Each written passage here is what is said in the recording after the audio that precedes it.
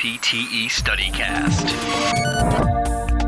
All right, welcome to NPTE StudyCast, taking a look at Brown-Sequard syndrome. Good luck spelling it. That's one of the hard ones. Bridget Ripa is here with us to tell us, what is Brown-Sequard? Actually really simple, even though the spelling seems a little tricky. It's just damage to one side of the spinal cord. Okay. That's it. So we know that the spinal cord is involved, but it's involved in a really specific way. Thinking about mechanism of injury, these patients are usually acquiring this syndrome from either traffic accidents, gunshot wounds, or stab wounds, because it's pretty difficult with most mechanism of injuries of spinal cord injuries to actually just damage one side of the cord.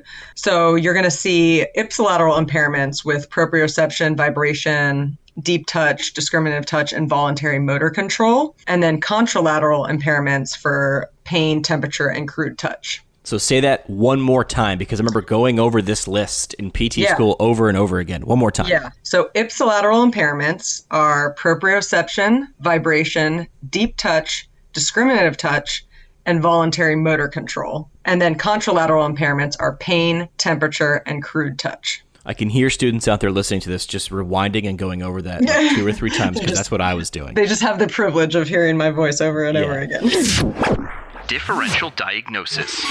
So with spinal cord injuries, differential diagnosis, it really could be any of the other spinal cord injuries that we work with. Exactly. And that's where you're going to rely on the clinical presentation a little bit more. But then you can also see patients, with kind of a differential diagnosis between MS, spinal infarct, spinal tumor, Guillain-Barré, transverse myelitis, things like that. Got it.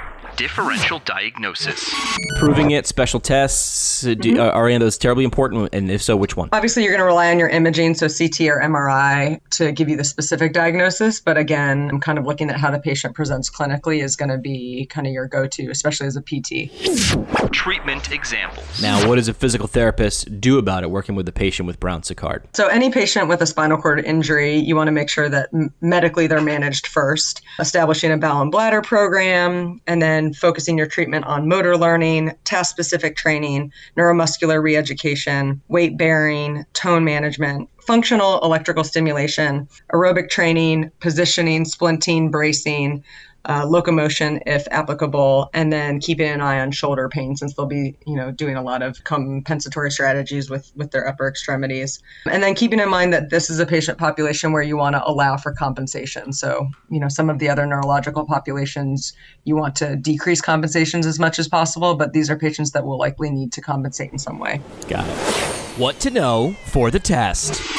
And now, how will this appear on the NPTE? Any insight? Yeah, so I think mechanism of injury. So keeping in mind that Brown-Sequard is kind of that weird syndrome in that it's pretty hard to acquire unless it's a unilateral injury. So something like a gunshot or a stab wound.